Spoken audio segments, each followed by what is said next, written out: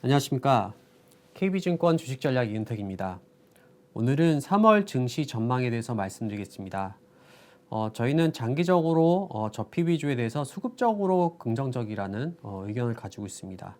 또한 또 한쪽에서는 저희들은 장기적인 컨셉으로 우주항공, 그리고 AI 반도체, 게임 등에 대해서 긍정적인 뷰를 가지고 있습니다. 결론적으로 엔화 중심으로 봤을 때 엔화가 강세일 때는 상대적으로 저PBR주들이 아웃퍼폼 할 거라고 생각하고요.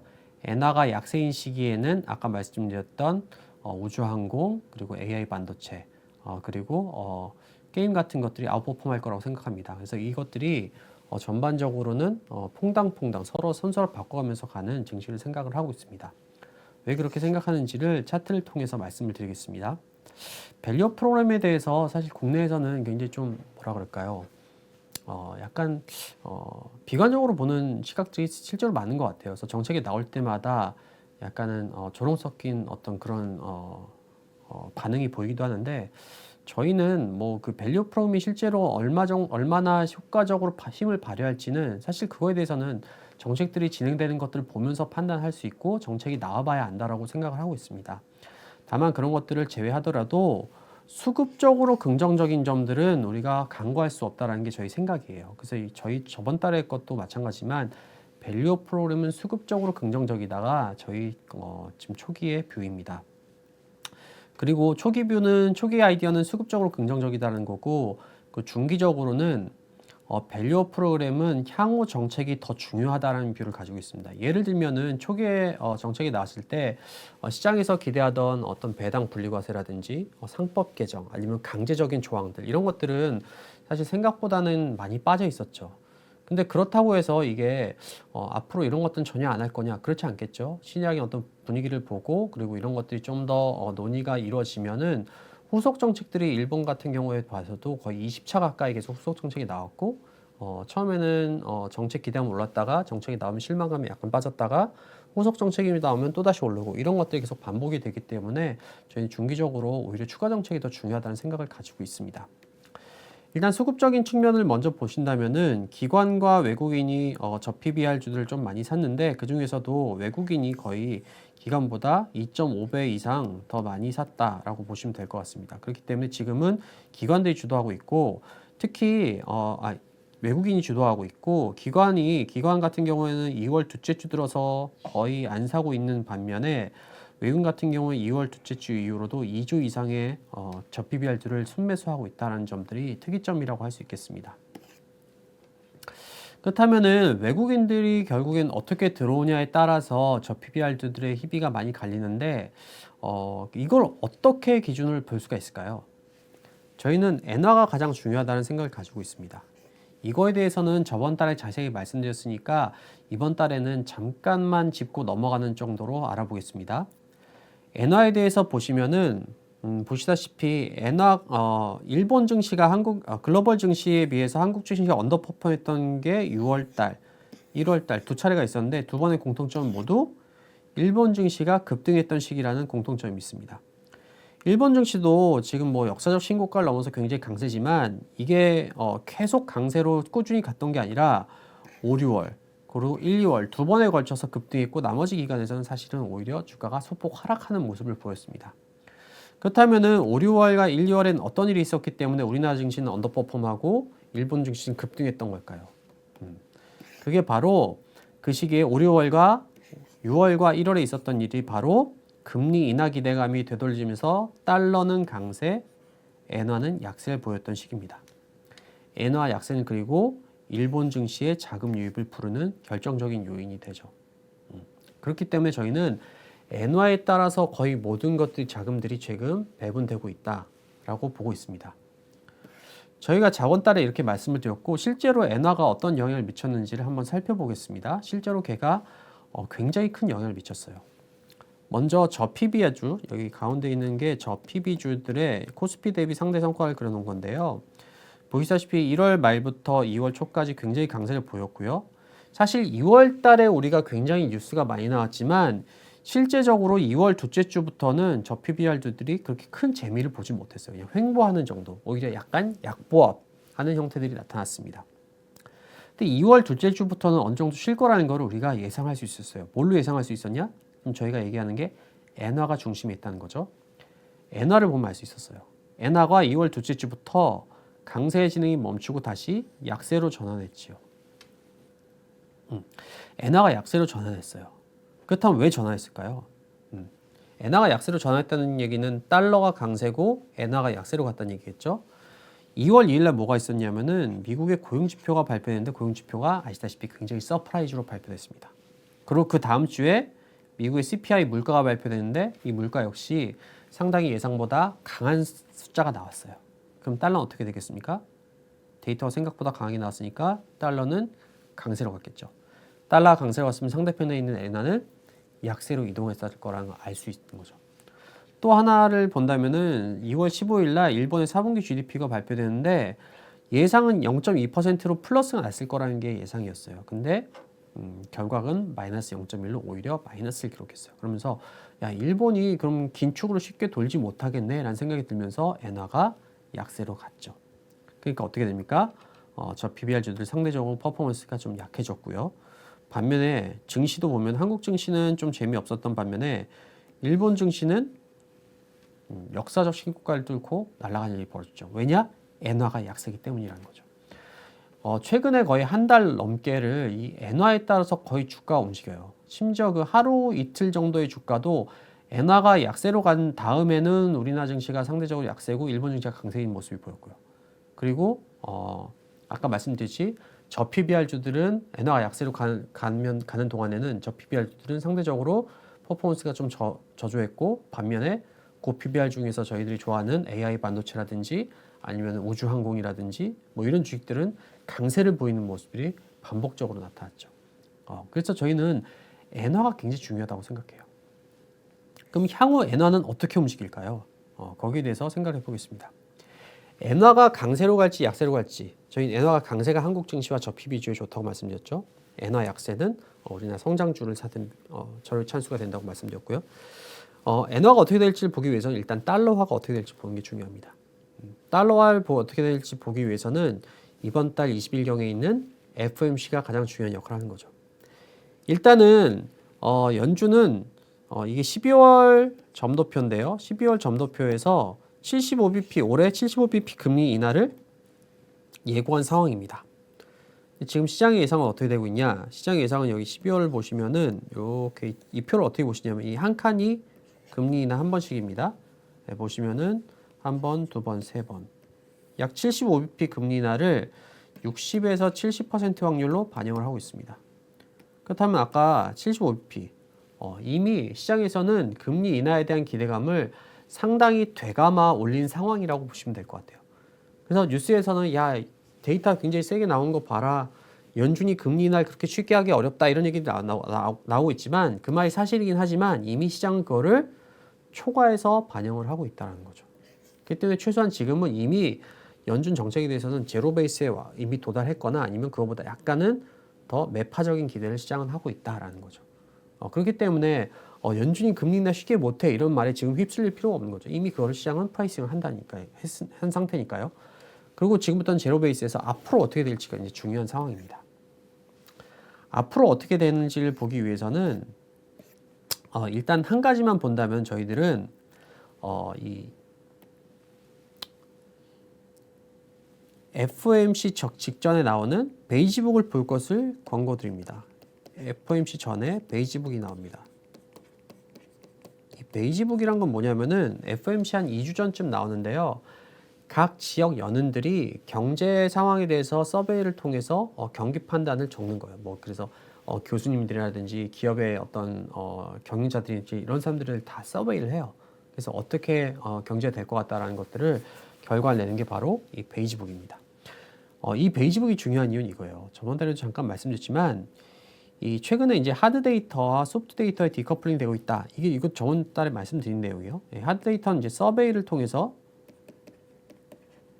설문조사를 통해서 조사된 데이터들이요. 예를 들면 ISM 제조업지수라든지 아까 말했던 베이지북이라든지 아니면 뭐 소비자 신뢰지수, 뭐 심리지수 이런 것들 있죠. 소프트 데이터가 서베이고요. 하드 데이터 같은 경우는 실제 발표치예요. 그러니까 기업 실적이 어떻다, GDP가 어떻다, 고용이 어떻다 이런 지표들이죠. 근데 최근에 보면 하드 데이터는 되게 강하게 나오고 있고요. 소프트 데이터는 대부분 약하게 나오고 있어요. 그러니까 서베이를 통해서 하면 아직도 경기 침체 가능성이 높은 것 같은데요. 이런 얘기들이 나온다는 거예요. 실제로 하드 데이터들은 경기 침체 무슨 경기 침체 1년 반째 지금 엄청나게 강세를 보고 있죠. 근데 여기서 중요한 건 뭐냐면은 현실 세계는 하드 데이터를 따라서 주가는 강세를 보이고 있지만 연준은 소프트 데이터를 중시 보겠다라고 일부 위원들이 얘기를 하고 있다는 거예요. 저번 달에 봤던 내용인데 살짝만 다시 보겠습니다. 대표 주자가 패트릭 하커예요. 패트릭 하커. 필라델피아 연총지죠. 뭐라고 얘기했냐면은 어떤 일화적인 정보들 어디냐? 어디서 게더링 됐냐면은 지역 소스로부터 게더링된 일화적인 정보들이 남아있대요. 뭘로 남아있냐? 매우 중요한 가이드. 폴리시 메이커들한테 통화 정책을 하는데 매우 중요한 데이터로 남아있다는 거예요. 결국 뭐가 중요하다는 얘기입니까? 소프트 데이터 중시 보겠다는 거예요. 특히 여기서 말한 일화적인 정보들, 지역 소스로부터 얻어진 일화적인 정보는 바로 베이지북을 얘기하는 거예요. 그럼 베이지북이 굉장히 중요하죠. 그럼 베이지북이 지금까지 어떤 내용이 나왔을까요? 한번 살펴보겠습니다. 11월 베이지북이 굉장히 중요해요. 이건 12월 FOMC 한 2주 전에 나왔겠죠. 네, 그래서 마지막 날, 거의 말일에 11월 29일 날 나왔습니다. 근데 여기 보면 뭐라고 첫 문장이 되어 있냐면 이 요약의 첫 문장을 제가 잘라 놓은 거예요. Economic activity slowed. 늦어졌다. 근데 뭐 언론에 따르면은 이 slow라는 표현을 잘 안 쓴대요. 연준은 이게 moderate, 뭐 이렇게 완만해졌다 이런 표현을 많이 쓰지 slow도 이렇게 좀 적극적인 표현 잘 안 쓴다는데 그래서 이게 거의 2008년 이후에 처음 나온 얘기라고 합니다. 이렇게 판단을 바꾼 거예요. 여기 11월에 베이지북이. 그러고 나서 2주에 있던 FOMC에서 12월 FOMC에서 어떻게 됐습니까? 시장의 예상을 깨고 파월이 사실상 금리 인하를 언급해버리죠. 금리 인하를 곧 하겠다. 그럼 어떻게 됩니까? 그때부터 다른 약세를 가고 주가는 랠리를 펼치기 시작했죠. 그래서 이게 베이지북을 잘 봤다면 우리가 이것들을 파악할 수 있고 주식을 살 수 있었다는 거예요. 그러면 최근에 베이지북은 어떻게 돼 있을까요? 1월 달에 1월 중순에 베이지북이 나왔었는데 여기서 나오는 평가는 little or no change since 그 전에 베이지북 그 전에 베이지북에서 거의 변화가 없다. 그런 얘기를 하는 거죠. 그래서 이게 3월 6일 날 베이지북이 또 나옵니다. 그리고 나서 3월 20일 날 FOMC가 있죠. 그다음에 3월 FOMC가 아까 굉장히 중요하다고 말씀드렸는데 이게 어떻게 갈지를 알기 위해서는 베이지북이 상당히 중요한 역할을 할 것이다 라는 게 저희 생각이에요.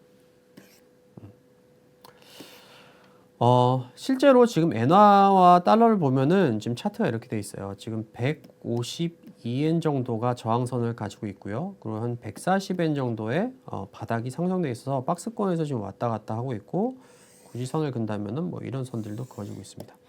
그래서 여기서 저항을 받고 있기 때문에 여기서 추가적으로 엔화가 약세를 가려면은 더욱더 거대한 어떤 재료가 있어야 된다고 저희들은 생각하고 있어요. 그렇기 때문에 일단 저희들은 기본적으로 지금 엔화 약세 베팅이 더 가파르게 들어가기는 좀 어려운 위치라고 생각하고 있고 거기서 FOMC라든지 아니면 지금 이제 설명드릴 일본의 임금 협상 결과에 따라서 그 이후의 방향을 다시 잡을 거라고 생각을 하고 있습니다. 그러니까 당분간은 엔화 약세 베팅이 굉장히 강하게 들어가기에는 좀 부담스러운 기술적으로 부담스러운 위치다라는 거죠. 그래서 FOMC에 대해서 하나 설명드리고 하나는 임금 협상에 대해서 하나 더 추가적으로 말씀을 드리겠습니다. 이것도 저번 달에 한번 말씀드렸던 건데 지금 일본은 충계 임금 협상이 본격적으로 진행을 앞두고 있거나 진행되고 있는 상황입니다.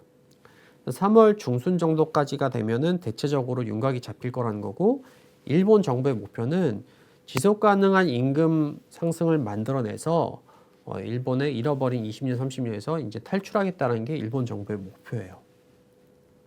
그래서 임금 상승을 만들기 위해서 굉장히 노력을 하고 있고, 그다음에 임금이 상승한다면은 대부분 이제 일본 정부의 어떤 목표가 이루어졌기 때문에 다 좋은 거예요. 한 가지 문제가 남죠. 임금이 올라가면은 어떤 문제가 생기겠습니까? 바로 인플레이션이라는 문제가 생기죠. 그럼 이 인플레이션은 BOJ, 즉 일본의 중앙은행이 긴축 정책으로 막겠다라는 거예요. 그럼 긴축 정책, 즉 마이너스 금리가 이제는 플러스로 전환된다면 어떻게 되겠습니까? 엔화는 강세로 가겠죠. 계속 엔화 강세나 약세냐 이걸 얘기하는 이유가 뭡니까? 엔화 강세일 때 뭘 사야 됩니까? 일본 증시보다는 한국 증시. 그리고 저PBR 주식들 사야 되는 거고요.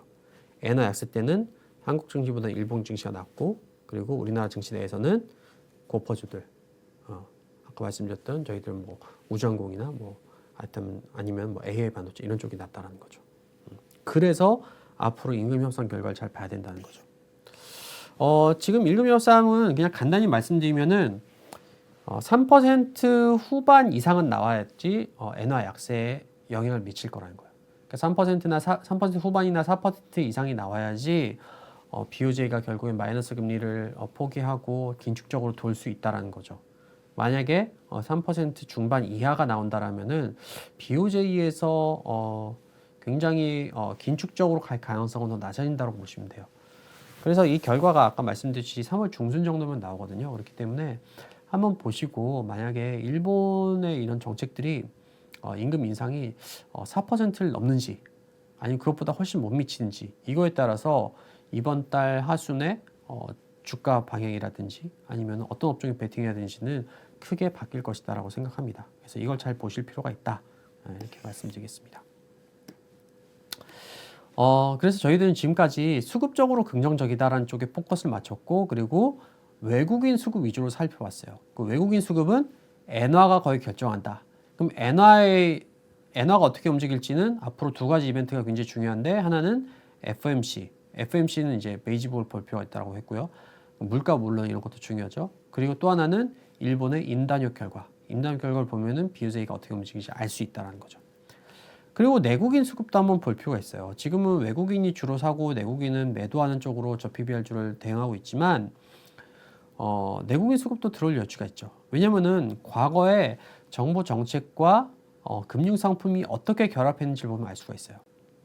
아마 기억나실 거예요. 2019년이었죠. 그때 일본이 이제 수출 규제 같은 것들을 했었죠. 그래서 화이트리스트 같은 게 이제 나왔는데 거기에 대응하기 위해서 우리나라 소재, 부품, 장비 산업 육성 정책이 정부에서 강력하게 추진이 됐어요. 이걸 우리 소부장이라고 불렀죠. 소재, 부품, 장비. 그 이후에 소부장 펀드 관련 펀드들이 나오면서 거기에 자금이 단기적으로 굉장히 빠르게 유입됐던 사례들이 있습니다. 그러면서 추가적인 자금 유입이 주가를 끌어올린 일들이 벌어졌었죠.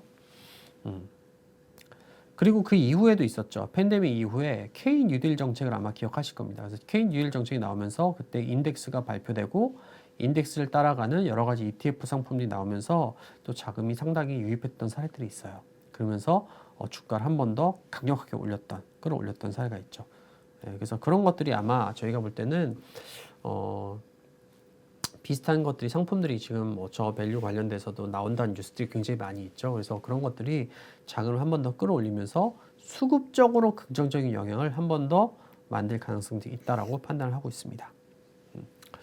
그렇다면 어떤 주식을 사야겠냐? 이건 저희 저번 달 의견과 마찬가지로 소비 관련 경기 민감주를 사는 것이 좋다. 물론 이제 뭐 공기업 이런 쪽이 정부의 요청에 더 부응은 하겠지만 그래도 기업 실적까지 좋아질 애들 사는 게 더 나은 선택이라고 저희는 생각해요. 기업 실적까지 더 좋아지려면은 매크로 사이클하고 잘 맞아야 되는 거기 때문에 저희 오히려 좀 방어적인 어떤 공기업보다는 소비 관련 경기 민감주가 좀 더 나은 선택이 될 거라고 생각합니다. 소비 관련 경기 민감주는 저희가 자주 말씀드렸죠. 바로 금융과 자동차가 대표적인 산업이다라고 볼 수 있겠습니다. 그 일부에서는 이제 뭐 증권주나 금융주에 대해서 좀 불안감이 가진 투자자들도 계세요. 왜냐하면은 그 PF 문제 때문이죠. PF 문제가 부실화가 사실은 굉장히 심각한 문제죠. 특히 이제 증권사 이런 데 브릿지론도 많이 해놓고 했기 때문에 불안감이 있어요. 게다가 총선 이후에 PF 문제가 심하게 불거질 수 있다라는 어떤 두려움까지 더해지면서 금융주를 사야 되냐 뭐 이런 반응들이 많은데 사실 저희들은 총선 이후에 특별히 PF 문제가 엄청나게 크게 벌어질 거냐에 대해서는 좀 부정적인 의견을 갖고 있어요. 그렇지는 않을 거라는 생각을 갖고 있어요. 그러니까 문제는 일어날 수 있지만 그게 엄청나게 퍼져나갈 가능성들은 크지 않다는 거죠. 왜냐하면은 문제가 있다고 무조건 터지는 게 아니에요. 문제가 있다고 해서 그게 뭐 주가에 반영되고 바로 그렇지 않죠. 어떻게 되냐면은 문제가 있더라도 경기가 좋을 때, 경기가 확장 국면에서는 거의 다 정부가 긴급 정책을 쓰면은 다 거기에 대해서 더 확산되지 않고 대충 수습이 돼요. 문제는 언제입니까? 경기가 꺾이고 나면은 백약이 무효하죠. 꺾이고 나면은 올라가는 거예요. 꺾이고 나면은 올라가는 거. 꺾이면 그때부터는 크레딧 문제가 상당히 심각하게 올라가는 거죠. 그렇기 때문에 저희들은 오히려 지금 경기가 확장 국면으로 보고 있잖아요. 그렇기 때문에 큰 문제가 있을 거라고 생각하진 않아요. 오히려 문제는 내년도쯤 경기가 꺾이고 난 다음에는 그때는 크레딧 문제가 생기면은 생각보다는 크게 확대될 가능성이 있다라고 보고 있습니다. 그렇기 때문에 경기에 따라서 본다면 탑다운 시각에서 본다면은 사실 크레딧 문제가 없다라고 보긴 힘들죠. 크레딧 측면에서 봤을 때 시중 문제 측면에서 봤을 때 하지만 탑다운 측면에서 보면은 경기 확장 국면에서는 정부가 정책을 쓰면 적절히 막아질 가능성이 또 있기 때문에 그런 것들 주의하자. 그래서 실제로 이런 것들 역발상으로 쓸 수 있다는 얘기를 하고 싶은 거예요. 그래서 레고랜드 사태라든지 아니면 올해 초에 이제 태양건설 사태가 있었죠. 그래서 이런 게 공포감은 대단하지만 사실 이때 금융주와 증권주의 눌림을 이용해서 오히려 역발상으로 매수했다면은 코스피 상대로 상당히 강력한 수익률을 맛볼 수 있었던 게 지금까지의 사례였어요. 특히 이제 구글 검색량 같은 게 꺾이고 나서. 그래서 앞으로도 이런 일이 사실은 뭐 총선 이후에 벌어질 수 있다고 생각해요. 총선 이후에 문제가 없다 이게 아니에요. 문제가 벌어질 수 있지만 그 확산될 가능성이 제한적이기 때문에 과거 레고랜드라든지 태양건설처럼 이런 일이 벌어지고 나면 오히려 저가 매수할 수 있다라는 게 저희 생각이에요. 그래서 이런 것들을 좀 참고해서 보신다면은 업종이나 종목 전략에서도 성공적인 투자 전략을 세울 수 있을 거라고 저희들은 생각합니다. 이상으로 전략 쪽, 시장 쪽은 말씀드렸고요. 저 업종에 대해서는 저희 퀀트 애널리스트가 좀 더 자세히 설명드리도록 하겠습니다. 네, 안녕하세요. KB증권 리서치센터 주식전략팀에서 계량 분석 퀀트 맡고 있는 김윤규입니다. 이어서 말씀드려보도록 하겠습니다.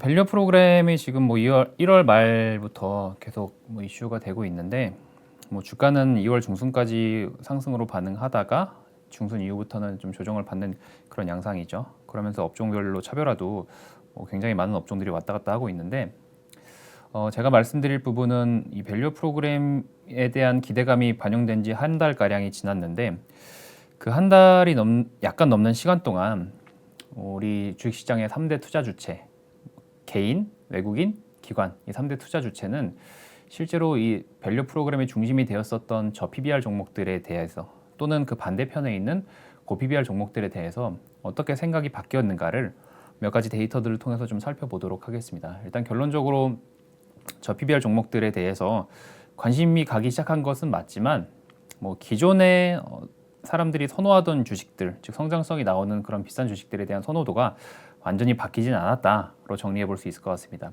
일단 첫 번째로 개인 투자자인데요.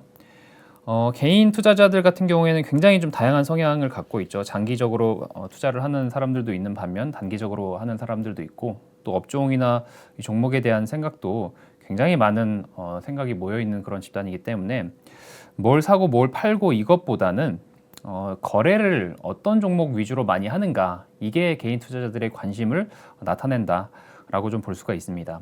그래서 제가 해본 부분이 1월 말부터 시작해서 현재까지 PBR 레벨에 따라서 즉 PBR 범위에 따라서 개인 투자자들의 거래 대금이 어떻게 흘러갔는지를 한번 추적을 해보았는데요. 근데 보시는 것처럼 이 연한 파란색 선이 1월 말에 내려갔다가 다시 2월 초부터 올라가는 그런 모습입니다. 이 연한 파란색 선이 의미를 하는 바가 대략 PBR 2.5배 이상의 비싼 종목들의 개인들의 거래 대금을 의미를 하는데요. 이 차트만 놓고 본다라고 하면 대략 일주일 정도 기간 동안에는 PBR 싼 종목들의 거래가 올라가면서 고 PBR 종목들의 거래가 줄어들었지만 이내 다시 개인 투자자분들은 비싼 종목들의 거래로 다시금 몰려가고 있다라고 볼 수 있을 것 같습니다. 그래서 잠깐 일주일 정도는 그쪽으로 관심이 많이 갔지만 여전히 비싼 종목들을 좋아하는 그런 성향은 바뀌지 않았다라고 볼 수 있을 것 같고요. 또 하나 개인 투자자에 대해서 참고해 볼 수 있을 만한 지표가 신용잔고입니다. 신용잔고라는 것을 간단히 말씀드리면 상승을 예상하고 그러나 이제 본인의 돈을 쓰지 않고 증권사로부터 주식을 빌려서 매수를 한 그리고 갚지 않은 그런 이제 잔고를 의미를 하는데요. 이 잔고가 많으면 많을수록 이제 개인 투자자들이 상승에 많이 배팅을 했다라고 볼 수 있을 것 같습니다. 근데 이 분석도 PBR 범위에 따라서 즉 PBR이 싼 종목들과 PBR이 비싼 종목들 또는 그 중간에 있는 종목들에 대해서 신용잔고가 어떻게 변화했는지를 추적을 해본 결과 결과적으로 비싼 종목들 대략 PBR 1.4배 이상 또는 2.5배 이상 그런 종목들의 신용잔고가 최근 들어서 많이 늘어나는 그런 모습을 볼 수가 있습니다. 뭐 이게 단기적으로 봤을 때는 이 저PBR 종목들의 신용 잔고도 늘긴 했지만 이 금액의 규모 자체가 여전히 이 비싼 종목들의 신용 잔고가 많이 늘어나고 있다라는 뜻은 개인 투자자들이 비싼 종목들이 더 올라갈 거다라는 것에 여전히 위험 선호를 보여주고 있다라는 거고요. 그리고 두 번째로 외국인입니다. 외국인들 같은 경우에는 보통 뭐 우리나라 시장을 투자를 할 때 코스피 200과 가장 비슷하게 투자를 하는 그런 모습을 보이는데요. 그 이유는 아무래도 코스피 200 자체가 대형주 위주다 보니까 거래 접근성도 좋고 또 선물 옵션 시장도 존재를 하다 보니까 위험 해칭도 가능한 그런 지수이기 때문에 외국인들 입장에서는 이 코스피 200을 많이 복제를 하는데요.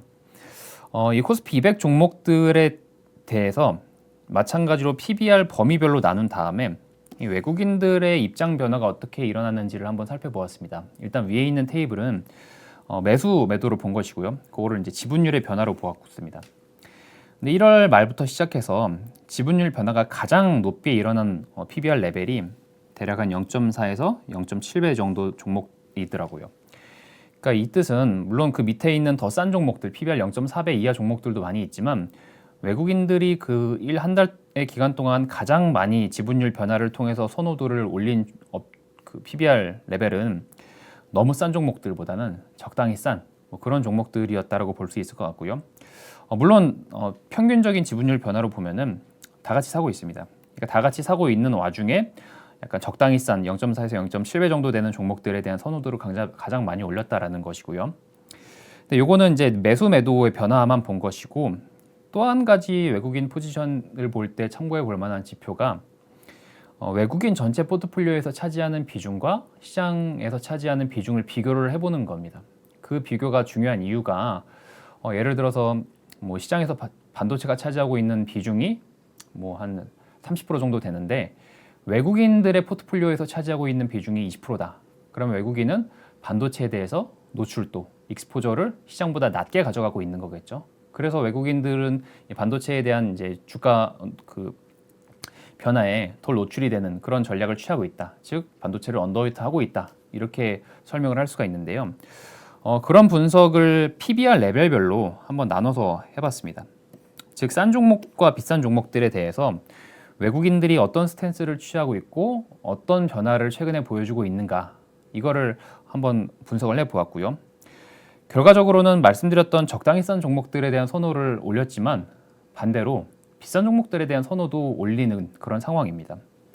여기 수치를 좀 설명을 드리면은 일단 여기 보시면은 7.7이라는 숫자가 있는데요. 이 뜻은 외국인들 포트폴리오 전체가 100이라고 치면은 이 100 중에 7.7%는 PBR 2배가 넘는 종목들이 차지하고 있다라는 뜻이고요. 근데 이 비율을 코스피 200과 비교를 해보게 되면은 12.9입니다. 마찬가지로 코스피 200에서 PBR 2배가 넘는 종목들이 12.9배를 차지하고 있다라는 건데, 근데 이 두 숫자만 놓고 보면은 외국인이 그러면 비싼 종목을 시장보다 코스피 200보다 덜 가져가고 있으니 이 비싼 종목을 덜 선호하는구나라고 볼 수도 있겠지만 중요한 것은 과거 대비 변화겠죠. 그래서 덜 선호하는 건 맞지만 과거 대비 어떻게 변화하고 있는가 이거를 보게 되면은 1월 말과 현재를 비교했을 때 그 폭이 굉장히 많이 줄어들었습니다. 가장 많이 줄어든 이제 그룹에 해당이 되고요. 1월 말에는 이 그룹에 대해서 즉 PBR 2배 넘는 그룹에 대해서 시장 비중보다 대략 6% 정도 덜 담았다라고 하면은 지금은 뭐 거의 5%까지 한 0.8%포인트 정도는 올리는 그런 상황입니다. 그러니까 외국인들은 물론 싼 종목들 위주로 산 것은 맞고 그 종목들을 가장 선호했다라고 볼 수 있겠지만 반대편에 비싼 종목들에 대한 노출도도 같이 올리면서 한국 시장 전반에 대해서 이제 매수에 들어갔다라고 볼 수 있을 것 같고요. 사실 가장 애매했던 부분은 이 중간 영역에 있는 것들이겠죠. 중간 영역에 있는 것들을 좀 줄이고 싼 것과 비싼 것들을 적절히 올리는 이런 일종의 바벨 전략을 좀 구사하고 있는 그런 상황이라고 볼 수 있을 것 같습니다. 그래서 외국인은 결론적으로는 싼 거 좋아하지만 비싼 것들에 대한 선호도도 과거보다는 높아지고 있다라고 요약해 볼 수 있을 것 같고요. 그럼 마지막으로 이제 기관입니다. 기관들 같은 경우에는 결론적으로 이 기관들은 싼 거를 사고 비싼 거를 판 것은 맞습니다. 다만 이 싼 걸 사고 비싼 걸 팔았던 이유를 한번 생각해 보면 보통 기관 투자자 같은 경우에는 코스피를 추종하는 경우가 많죠. 시장을 추종하는 경우가 많기 때문에 시가총액이 높은 업종들 또는 시가총액이 높은 종목들의 비중이 시장과 많이 차이가 나는 상태에서 시가총액 높은 업종이나 종목의 변동성이 높아지게 되면은 본인의 포트폴리오가 시장과 멀어질 수 있는, 이거를 이제 통계적인 용어로 말씀드리면 트래킹 에러가 높아질 수 있는 그런 위험에 노출이 되어 있습니다. 기관 투자자들은. 그렇기 때문에 최근에 뭐 한 달 동안 주가 움직임을 보면은 많이 오른 것들이 뭐 지주회사, 뭐 은행, 보험, 증권 이런 금융주들 또는 뭐 자동차 이런 업종들인데, 이런 저PBR 주면서 많이 오른 업종들이 대부분 시가총액 상위 업종들이었거든요. 그러다 보니까 기관 투자자들 입장에서는 약간 변동성 관리 차원에서 이런 업종들 저PBR이면서 시가총액이 큰 것들에 대해서 매수세가 들어갔었고요. 하지만 운용하는 자금이 정해져 있는 상황이다 보니까 반대급부로 무언가를 팔아야만 했습니다. 반대로 뭐 방산이나 소프트웨어, 반도체, 뭐 미디어, 조선, IT 하드웨어, 디스플레이 이런 것들은 팔 수밖에 없었던 그런 상황인데요. 이런 상대적으로 밸류에이션이 높은 것들은 파는 와중에도 안 팔았던 업종들을 찾아보니까 배터리랑 바이오가 있었습니다. 이 두 개 업종은 PBR이 가장 높은 업종, 그러니까 가장 비싼 업종에 해당이 되는데요.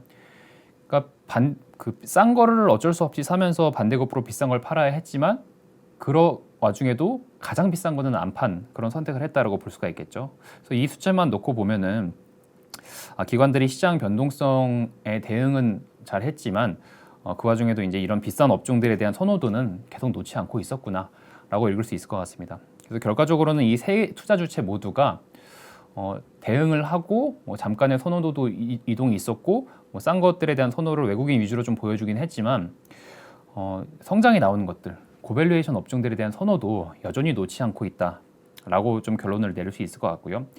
그래서 저희 생각에는 물론 저PBR 주들 같은 경우 밸류 프로그램 정책이 계속 나오고 있고 이슈화가 되고 있는 그런 상황이기 때문에 장기적으로 선별해 가야 될 것들을 잘 골라야 하겠지만 성장이 나오는 그런 성장주들, 고밸류에이션 종목들도 계속 좀 관심에 담아가야 된다라고 판단을 하고 있고요. 그거를 좀 업종으로 꼽아보면은 뭐 저희 하우스에서는 뭐 우주항공 테마라든가 또는 뭐 일부 바이오 또는 IT 이런 쪽을 꼽고 있는 그런 상황이고요. 그리고 이슈 관점으로 한 가지 더 말씀드리면은 얼마 전에 그 유관기관 합동으로 이 밸류업 정책이 나오면서 거기에 들어갔었던 내용 중에 하나가 밸류업 지수와 ETF를 지수는 3분기 때, ETF는 4분기 때 출시하고 상장시키겠다라고 발표를 했습니다. 시장에서는 그러면은 어떤 종목들이 이 지수에 들어갈까 또 많이 관심을 갖고 있는데요. 그 이유는 지수가 만들어지고 그것을 추종하는 ETF가 설정이 되면은 실제로 그 종목들을, 지수에 들어간 종목들을 이런 ETF 운용사가 또는 이제 ETF를 매수하는 투자자들이 이제 증권사를 통해서 사야 되는 그런 상황이기 때문에 수급 유입에 대한 기대감이 붙을 수가 있겠죠. 그래서 어떤 종목이 들어갈까 또 많이 지금 관심에 오르고 있는데요. 일단 정부에서 밝힌 기준 같은 경우는 여러 가지 투자 지표를 활용하겠다라고 말을 했습니다.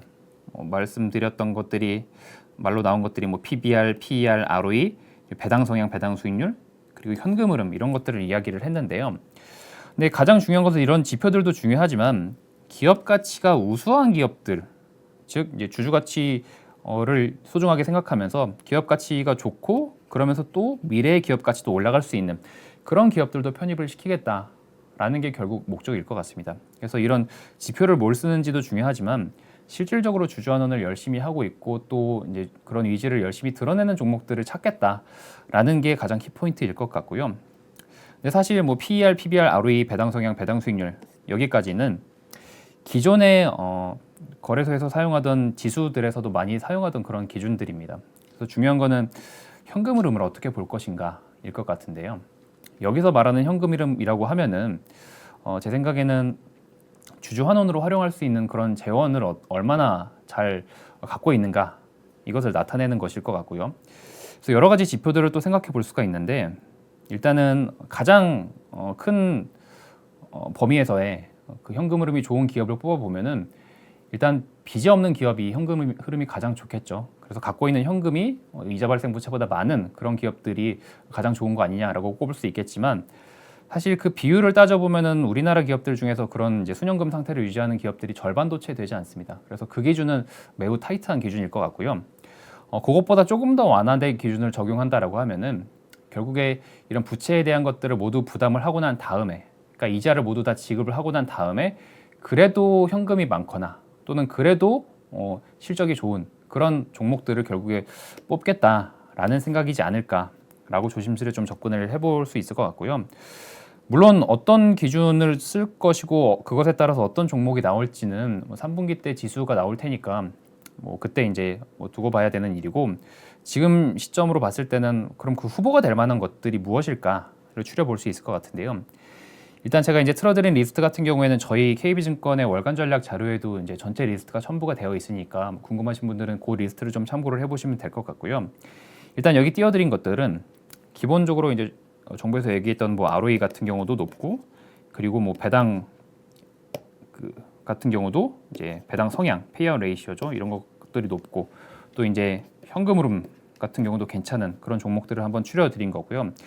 그래서 어떤 종목들이 들어갈지는 말씀드린 것처럼 아직까지는 예측이라기보다는 그냥 그러니까 거래소 입장이 돼서 한 번쯤 후보로 뽑아본 거다라고 보시면 좋을 것 같고요. 그래서 이런 종목들에 대해서는 실질적으로 기업 가치 제고에 대한 노력들도 많이 들어가고 있는 것들이기 때문에 한 번쯤 관심에 둘 필요가 있지 않나라는 생각에서 오늘 이슈 관점으로 마지막으로 이야기를 드려보았고요.